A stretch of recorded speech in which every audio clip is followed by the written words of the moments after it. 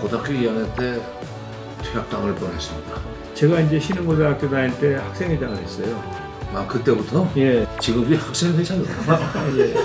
고등학교를 3개 다녀야 될 분은 장관님이신데 제가 고등학교를 3개 다녔어요. 안 먹으면 안 되지. 꼭 제가 사칭하려고 한 건 아니고 장관 내가 먼저 했어. 두 번이나. 역대 총리 중에서 가장 많은 시간 입었던 총리로 아마 기록될 것 같아요. 예. 그것만 입고 살았으니까 그렇죠. 예. 옷값이 안 들었겠어요, 양복값이. 예, 그렇습니다.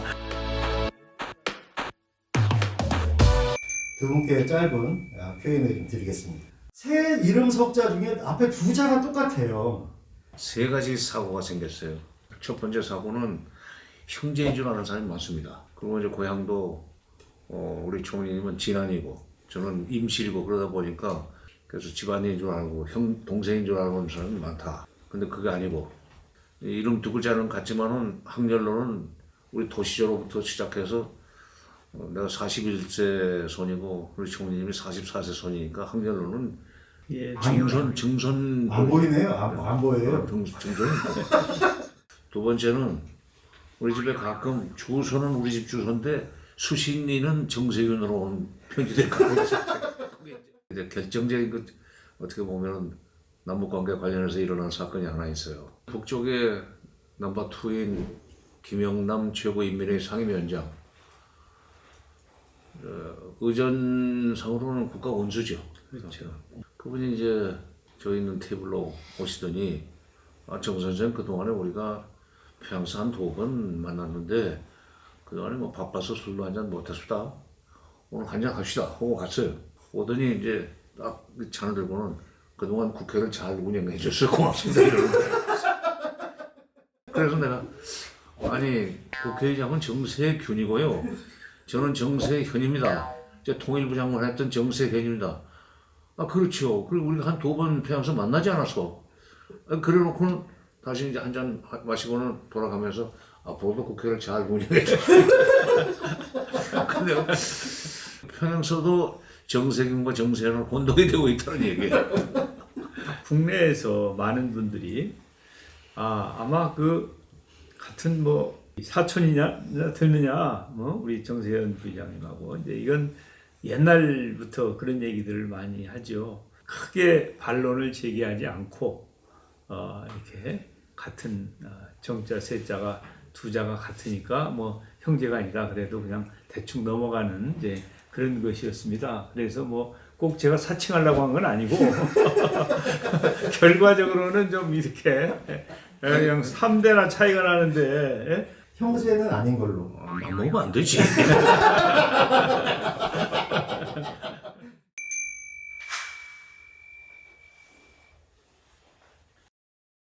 노무현 정부 때 산자부 예 그렇죠. 하셨죠? 장관은 내가 먼저 했어.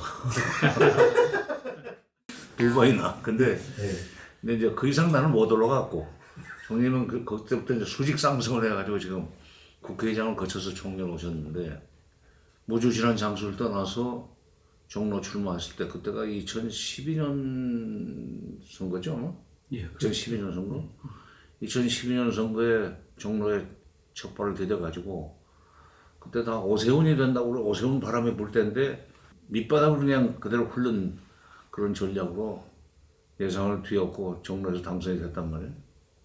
그리고 이제 종로에서 또 한 번 당선이 되시고 그리고 이제 국회의장 거쳐서 총리로 오셨는데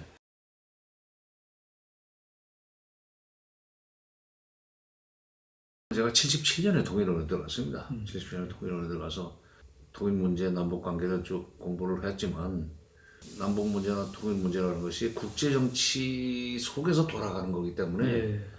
국제 정치의 그 변화 상황에서 남북 관계도 변하고 하지만 줏대를 잃지 않고 그 길을 가야 주변 국가들한테 휘둘리지 않고 우리 국가 목적을 달성할 수 있다는 생각을 많이 했죠. 그렇기 때문에 정권이 바뀌어도 똑같은 소리를 하는 것이죠.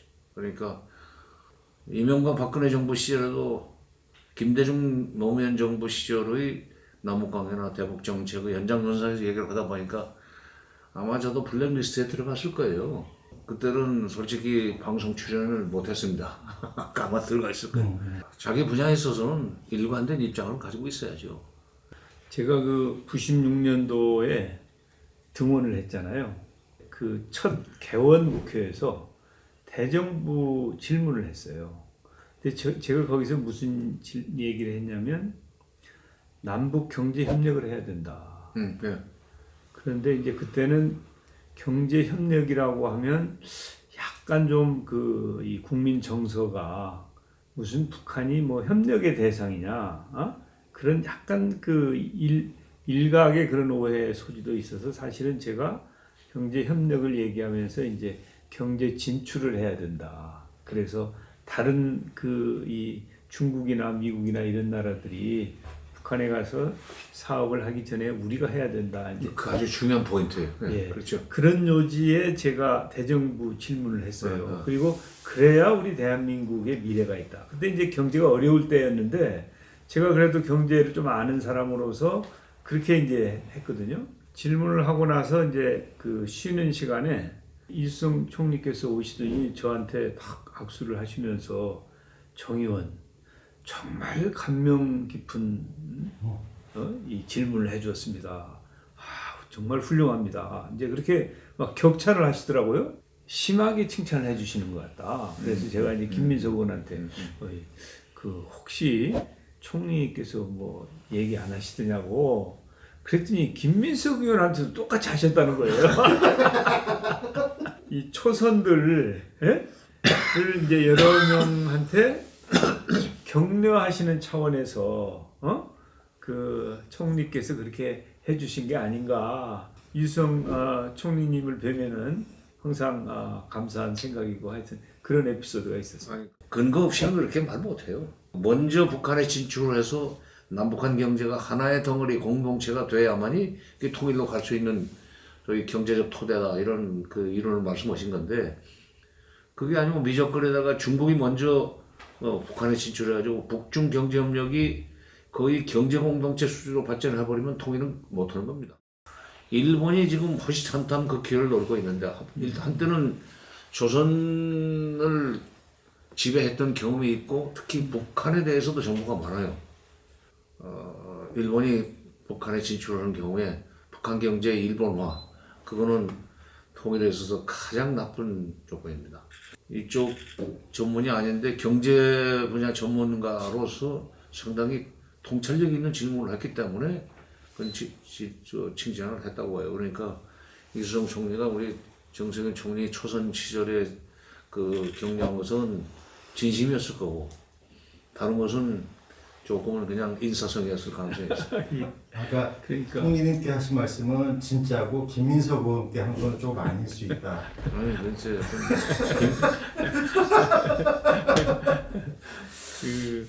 그 당시에 이제 김대중 총재님한테 저 친구가 그래도 좀 경제는 좀 뭐 좀 안다. 이제 아니 그게 경제는 좀 안다가 아니에요. 그게 바로 DJ가 나중에 대통령이 되셔가지고 추진을 했던 남북 화해 협력 정책의 사실은 핵심이에요, 그게. 예. 네. 그러니까 내가 공천 잘했구나 하는 느낌이 없었어요. 예. 그래서 그때 하여튼 제가 데뷔전을 잘 치렀던 그런 기억이 이수성 총리님 말씀하시니까 막 기억이 나서 말씀드렸습니다. 대학 가실 때 삼수를 하셨잖아요.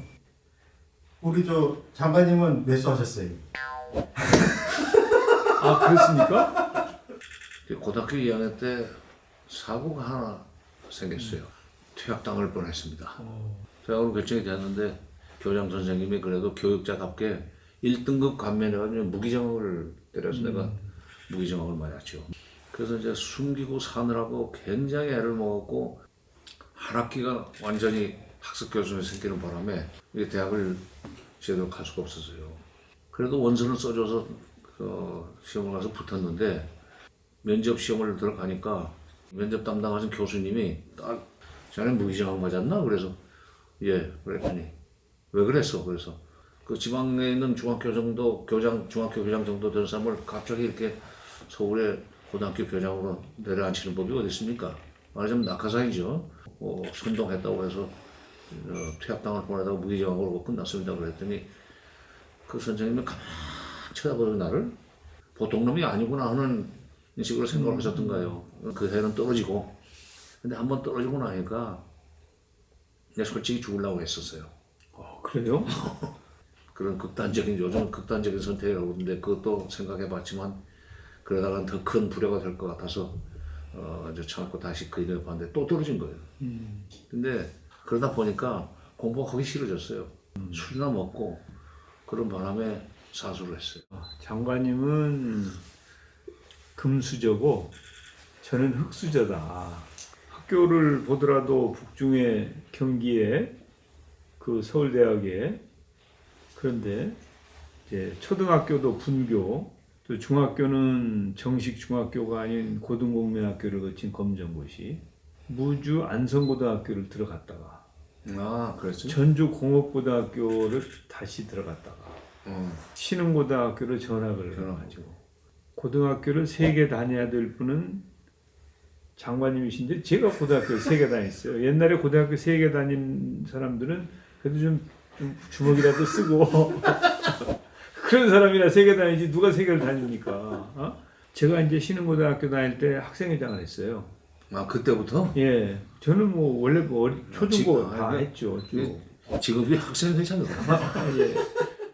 내가 국민학교 때까지는 사실 그 면 소재지에서는 금수저에 해당했다고 볼 수 있어요. 근데 중학교 가니까 그때부터는 음으로 떨어지더라고. 점점 올라오니까. 예. 고등학교 올라오니까 그건 동수저예요. 그리고 사수라고 대학 들어가니까 그건 학생 운동에도 끼워주지도 않아요. 옵이라고. 그러네. 완전히 4년 차이니까. 아니, 나중에는 대학 들어가서는 흑수저 됐다니까.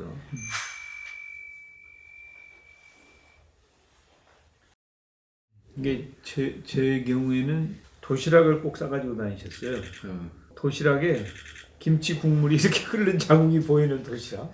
신발을 검은 고무신, 타이야를 눌러가지고 만든 검은 고무신이 있었어요. 그래요? 예, 검은 고무신.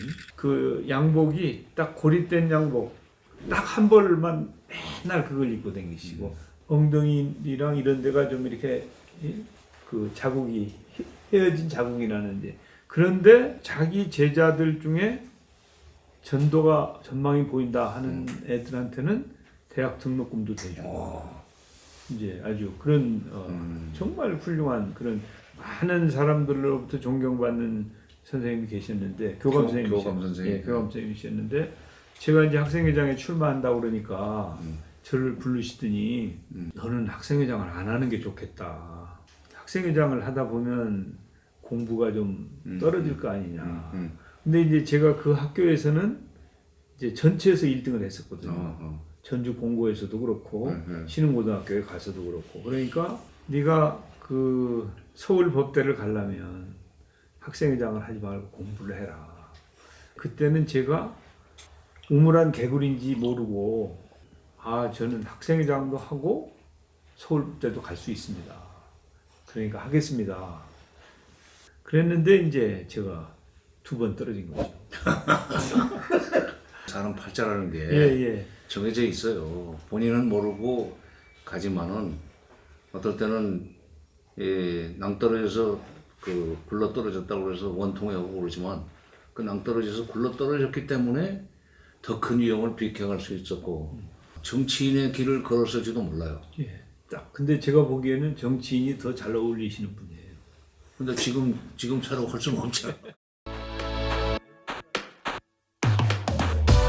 작년 1월에 취임. 예, 1월 14일 날 취임했습니다. 별명도 생겼어. 코로나 총리라고. 희망사항은 경제총리 아니었습니까? 네. 그리고 통합총리인데 코로나 총리로 그냥 돼버렸죠. 코로나에 관한 한 돌팔이 수준의 그 상식은 이제 쌓았다고 볼 수 있는데 처음에는 좀 이제 천천히 시작을 했지만 조금 있으면 2분기부터는 이제 스피드업이 됩니다. 그래서 상반기 중에 1200만 명을 접종을 할 요량이거든요. 그러면 우리 국민이 5천만으로 보면은 3,500만 명이 접종을 받으면 집단 면역이 이루어진다고 얘기를 하기 때문에 3, 4분기 말, 다시 말해서 7, 8, 9월 말까지는 3,500만 명의 접종을 끝낸다. 그러면은 가을에는 이제 집단 면역이 이루어지고 그리고 일상 회복도 가능한 거 아니냐. 요 한 3개월을 잘 견디는 것, 그게 이제 중요하고, 뭐 아무도 보장을 못하지만 그 이후에는 좀 좋아질 것 같다. 근데 코로나와 관련해 가지고 이 국민들이 백신을 접종을 하셔야 되거든요. 현재로 봐서는 이제 복병이 변이 바이러스예요. 그래서 그런 걸 조심하면서 우리가 방역을 철저하게 하면 아마 K 방역이 계속 이 국제적으로는 평가를 받을 것이다, 그렇게 생각을 하고 있습니다. 아유, 그 우리만큼 잘하는 나라가 별로 없잖아요 지금. 거의 모든 나라들이 락다운을 하거든요.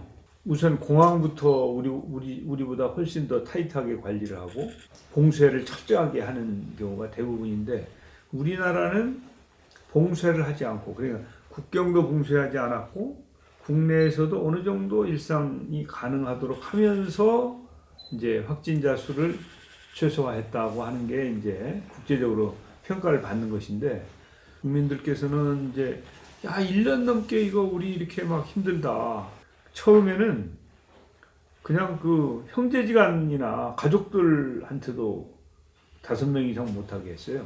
그 설 때 제대로 제사를 못 모신 거 아닙니까? 저 차례 먹지도 못. 예.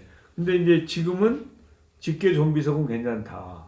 이렇게 해서 가족들은 이제 조금 나아지긴 했는데, 백신 접종이 좀 본격화되면 그러면은 이제 백신을 맞은 사람한테는 바이러스가 침투를 못하게 막아주는 거 아닙니까? 그래서 저는 그 여름부터는 조금 좀 좋아질 거로 생각합니다. 역대 총리 중에서 가장 노란 옷이 작업복입니까? 근무복입니까? 민방위복이라고 그러죠. 민방위. 옛날에는 약간 베이지색 비슷한 거였는데 요즘은 이제 노란 걸로 바뀌었대요. 그걸 가장 많은 시간 입었던 총리로 아마 기록될 것 같아요. 그것만 입고 살았으니까. 그렇죠. 예. 옷값이 안 들었겠어요, 양복값이. 예, 그렇습니다. 제가 그 대구에 가서 네. 그 3주일을 보냈잖아요. 맞아요, 초기에. 예, 이게 작년 2월 달에 2월 25일 날인가 갔는데, 역대 총리 중에서 아마 지방에 가서 그렇게 시간을 많이 보낸 사람은 제가 유일할 겁니다. 평시에, 전시 말고 평시에 지방에 가서 그렇게 오랜 기간을 보낸 사람은 저밖에 없을 겁니다. 그래요. 그때 좀 특별한 사건이었었죠, 일종의. 예, 그 그렇습니다. 당시에 총리께서 직접 현장에서 이렇게 지휘를 하는 바람에 거기도 이제 잡힌 거고. 예. 고생 많으셨어요. 코로나 때문에. 괜히 백신의 종류 관련해서도 국민 불안을 조성하는 세력이 있죠. 특히 예. 이제 선거를 앞두고. 그렇습니다. 선거를 앞두고. 지금 이 속도로 나가면 내후년에도 무슨 다 못 맞는다 하는 식으로 얘기를 하는 야당 지도자도 있고 그러던데, 1분기, 2분기, 3분기, 4분기 이렇게 나눈다고 할 때 3분기쯤으로 가면은 백신 도입량이 훨씬 많이 들어옵니까? 예, 그렇습니다. 그럼 다 이제 저희들이 그냥 이렇게 상반기 중에 1,200만 명, 또 3분기까지 3,500만 명 이렇게 말씀드리는 것은 이제 백신 도입 스케줄하고, 또 백신이 있어도 그걸 접종할 수 있는 의료 인력이나 시설이 있어야 되지 않습니까? 그런 것을 종합적으로 판단해서 계획을 세워서 하는 건데, 우리가 또 계획 세워놓고 그거 달성하고 하는 행정력은 뛰어난 나라 아닙니까? 그래서 저는 할 수 있다고 생각합니다. 아마 굉장히 지금 곤혹스러운 상황이 지금 전개되고 있다고 봐요. 그냥 북한이 그게 예상했던 바지만은 미사일 발사를 해놓고 그걸 탄도미사일이라고 규정을 안 할 수 없는 상황에서 미국 대통령이 탄도미사일 발사는 분명히 유엔 안보리 결의 위반이다 하는 식으로 그냥 원론적인 얘기만 했어요. 예. 그런데 북한에서 나온 반응은 의외로 굉장히 강합니다. 미국의 새 정부가 첫 발부터 잘못됐다. 아니 우리가 그 자유적인 수단에서 하는 탄도미사일 시험 발사도 도발적인 군사 행동이라고 한다면 도대체 어떻게 하느냐. 남쪽이 미국의 전략자산을 도입하고 또 미국의 전략자산이 수시로 한반도 해역을 출몰하는 그런 상황에서 우리가 그 정도 자유수단도 안 가져서 되겠느냐. 말이 안 되지 않느냐. 왜 이걸 가지고 유엔 결의 위반이라고 하느냐. 그래서 이제 반발하고 나섰기 때문에 미국도 그게 입장이 있는데 정치도 결국 사람이 하는 거 아닙니까? 정책도 사람이 하고. 미국에서도 아니 이거 그 정도 가지고 대통령의 그런 발언 정도를 도발이라고 하면서 강대강으로 갈 수 있다는 식으로 나온다면 미국도 북한에 대해서 그렇게 부드럽게 하기는 어렵지 않느냐. 어느 쪽으로 이제 방향이 틀어질 것 같아요. 그렇게 되면은 미국과 북한이 이렇게 맞부딪히는 식으로 가다 보면 그 사이에서 우리가 살 길을 찾아야 되는 그 상황에 놓이게 되는데 전통적으로 북한이 미국에 대해서 각을 세우고 덤빌 때는 우리가 나서 가지고 그걸 달랠 수 있는 여지가 별로 없습니다. 우리가 쉬든지 아니면은 미국이 다시 뭐 여러 가지 다른 국제정치적 요인에 의해서 좀 관계가 좀 부드러워지든지 다른 방법으로 접근을 해서 북한의 대미 태도를 누그러뜨리든지 하는 그 둘 중에 하나인데 지금 상황에서 우리가 할 수 있는 것은 결국 다른 방법으로 북한에 접근을 해서 미국의 대북 그 자세나 정책이 강하게 나가지 않도록 좀 관리를 한다고 할까 할 필요가 있을 것 같아요. 그런 방법론이 결국 지금 식량 지원입니다.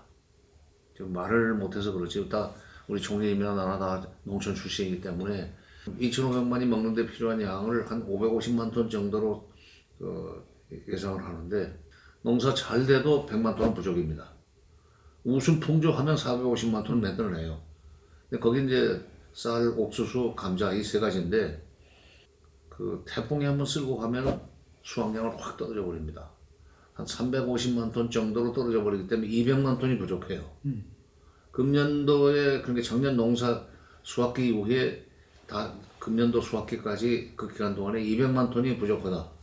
국경마저도 좀 북중 국경마저도 좀 막아놨기 때문에 1월 22일부로 딱 작년 막아놓고 아무것도 못 들어와요. 지금 밑에서는 세 끼를 두 끼로 줄이고 두 끼를 한 끼로 줄이는 사람, 쌀은 떨어진 지 오래되고 강냉이죽을 끓이다가 강냉이마저도 떨어져가지고 이제 시래기죽으로 연명하는 사람들이 늘어나고 있다. 이게 미국의 VOA나 또는 RFA 또는 데일리 NK 같은 주로 북한 관련 소식을 많이 전하는 방송들의 보도 내용이 그래요. 작년 6월에 탈북한 사람의 증언에 의하면 자기가 나올 때 이미 작년이면 2020년입니다. 작년 나올 때 이미 자기가 평안북도에서 나왔는데 이미 그 동네에서도 그렇고 주변 옆 동네에서도 군부 중군 사람들이 나오기 시작했다. 이런 상황에서 유엔 대북 제재에 그 저촉되지 않는 유일한 사업이 인도주의 사업이고 인도주의 사업에서 식량 지원만큼 인도주의적인 것은 없습니다. 그러니까 정부가 좀 적극적으로 나설 필요가 있고 그래서 저는 기회 있을 때마다 통일부가 그런 메시지를 띄워라. 그리고 민간 단체들도 대북 식량 지원 운동을 벌여라. 그런 법에 의해서 남북교류협력 법에 의해서 민간 단체들이 쌀을 보낸다. 그다음에 또 옥수수를 보낸다. 옥수수가를 보낸다. 밀가루를 보낸다 할 때 그전에는 5대5로 매칭 펀드를 해줬습니다. 그러니까 5억 원어치 물건을 만들어 놓으면은 정부에서 통일협력기금으로 남북협력기금으로 5억 원을 보태가지고 10억 원어치 물건을 사서 보낼 수 있도록 해줬는데 작년 말에 법을 고쳐가지고 3대7로 해줬어요. 3대7로. 예. 그래서 이제 그런 식으로 밀고 나가야 되고 총리님께서도 지금 그런 쪽으로 좀 재임 중에는 그 자리에 계시는 동안은 통일부가 그런 방향으로 일을 할 수 있도록 좀 적극적으로 권장을 해주시고 제가 특별히 송하진 전라북도 지사한테도 전화를 했어요. 예. 그 대표적인 농도 아닙니까? 그렇죠. 예. 대표적인 농도고 마침 그 양반이 시도자치단체 협의회 의장인가를 맡았어요. 그렇습니다. 예. 예, 그러니까 전라북도 지사가 좀 뭐냐면 선봉에 서가지고 농민들이 스스로 이런 식으로 하고 정부가 거기에 돈을 보태도록 하는 운동을 좀 벌여달라. 그래서 이제 시도지사 자치단체 뭐 시도지사협의회와 통일부가 손잡고 같이 대북 식량 지원을 할 수 있도록 정부 차원에서도 좀 밀어주시기 바랍니다. 예. 사실은 그 이제 작년 1월 달부터 북한이 이제 봉쇄를 다 하고 인적 교류나 물적 교류 이런 것도 이제 안 하면서 아마도 그 식량 문제를 비롯해서 여러 가지 어려움이 있을 것이다. 그렇게 짐작이 되는데 하여튼 우리가 인도적인 지원 이런 부분도 좀 해보자고 그 제안을 해도 이제 반응이 지금 없는 거 아닙니까? 대화를 안 할 수가 없는 것이고 그냥 뭐 강대강으로 가면 그게 이 불을 보듯 뻔한 결과일 터이기 때문에 중국에서도 못 들어와요. 그렇습니다. 어느 정도로 그 사람들이 철저하게 국경 봉쇄를 하고 있냐면 주중 북한 대사가 그 교체가 됐어요. 지재룡이라는 사람이 교체가 되고 대신 경제통인 사람이 주중 대사로 발령이 났는데 주중 대사로 새로 발령난 사람은 부임을 했어요. 근데 중국에 있던 사람 지금 못 들어오고 있습니다. 그럴 정도로 국경을 지금 막아놓고 있는데 밖에서 그러니까 물건도 못 들어가죠. 그러나 여기저기서 그 들리는 북한 현지 관리들의 말을 그 간접 인용하면 아마 4월쯤 되면은 북중 간의 국경은 열리지 않겠는가. 국경이 열리면은 그러면 이제 어차피 지금 바로는 못 주고 중국으로 돌아서 들어가야 되는데 중국으로 해서 그 뭐냐면 단동에서 신의주로 또 훈춘에서 그쪽에 함경도 쪽으로 물건이 들어갈 수 있는 그런 그 가능성은 열릴 것 같습니다. 근데 그동안에 지원에 대해서 반응이 없었던 거에 또 하나 이유는 첫째가 국경 그 봉쇄했었고 두 번째는 여기서 제시한 양이 북한에서 볼 때는 섭섭했어요. 예, 그렇다고 그래요. 예. 근데 그 작년에 중국으로부터 원래 받기로 했던 물량이 있었지 않습니까? 또 다 이행이 안 된 모양이더라고요. 그러니까 일단 국경을 그 막아놓으니까 중국에 주겠다 그런 것도 이제 못 들어오는 겁니다, 원칙적으로. 예. 근데 배로 좀 들어왔다는 얘기도 대련에서 이렇게 남한 쪽으로 올 수는 있죠. 근데 중국이 주는 것은 그대로 그렇게라도 돌려받지만 우리가 주는 것은 규모가 크지 않으면은 자존심 상해해요. 예. 그러니까 당연히 우리는 많이 줄 걸로 알고 있어요. 너희들이 무슨 자격으로 그런 기대를 하냐는 식으로 또 그 화낼 사람도 있지만 국민 중에는 그동안에 김대중 노무현 정부 시절에 쌀 50만 톤, 40만 톤, 50만 톤씩을 줬고 예. 비료도 30만 톤씩을 줬기 때문에 남쪽에서 뭘 준다 보면은 일단 그쪽에서는 분량이 30만 톤, 40만 톤, 50만 톤 규모라야 만족을 합니다. 예. 근데 뭐 5만 톤이 2만 톤이 이런 것은 말도 꺼내지 말라고 그러죠. 하여튼 그 뭔가 창조적인 발상을 통해서 돌파구를 여는 노력이 필요할 것 같고 또 하여튼 미국과도 긴밀하게 의논할 수밖에 없는 거 아닙니까? 긴밀하게 협의를 해야죠. 근데 이제 미국의 대북 정책이 약간 강성으로 간다 할지라도 북핵 문제 때문에 이제 그렇게 될 수밖에 없는데 또 미사일 문제 때문에 그렇게 될 수밖에 없지만 인도적인 분야에서 우리가 남북 간에 물꼬를 타야 되겠다 하는 데 대해서는 미국도 거기에 대해서는 반론을 제기할 수가 없을 겁니다. 예. 핵심은 미국과 그걸 협의하는 창구가 외교부입니다. 외교부는 습관적으로 미국에서 조금만 글쎄 그게 뭐 괜찮을까 하면은 이쪽 받아들이는 사람은 그거 안 된다고 그랬다는 식으로 받아들이는 경향이 좀 있어요. 그러니까 미국과 협의를 하되 미국의 얘기를 확대 해석하지 않도록 좀 단속을 해주시기 바랍니다. 예. 그래서 통일부 장관한테 힘을 좀 실어주세요. 그래야 되겠죠. 통일부 장관이 이런저런 시도를 했는데 그 반응도 없고 또 뭐 이게 성과도 아직은 안 나오고 그래서 상당히 좀 그 의기소침해 있는 것 같은데 격려도 하고 좀 힘을 실어. 아니 글쎄 뭐 지난번에도 한번 만났더니 아니요 장관님이 뭐 계속 두드리라고 해서 나 두드렸는데 언제 문이 열려요? 뭐 그래서 계속 두드려 그냥 그럼 열릴 테니까 시간 가면 열리게 되겠다. 오늘 크게 벌을 쓰셨습니다. 이렇게 그냥 일찍 나오셔가지고. 아니요 벌 쓰는 건 아니고 카메라 앞에서 말하는 게 직업이다 보니까 벌 쓰는 건 아니에요. 근데 아침에 아까 초반에 전반부에 이 사적인 얘기를 너무 길게 하는 바람에 실제로 중요한 남북 관계라든지 이런 데 대해서 또는 외교 문제에 대해서 의견을 나눌 수 있는 시간이 그만큼 줄었네요. 도리 없이 또 한번 뭐 하든지 해야 될 것 같은데. 예, 또 시간 좀 내주시죠. 예, 예. 그때는 좀 벌을 안 쓰시고 좀 이렇게 시간을 보내실 수 있도록 그렇게 예. 잘 설계를 하시기 바랍니다. 네. 예, 아유 감사드립니다. 예. 예.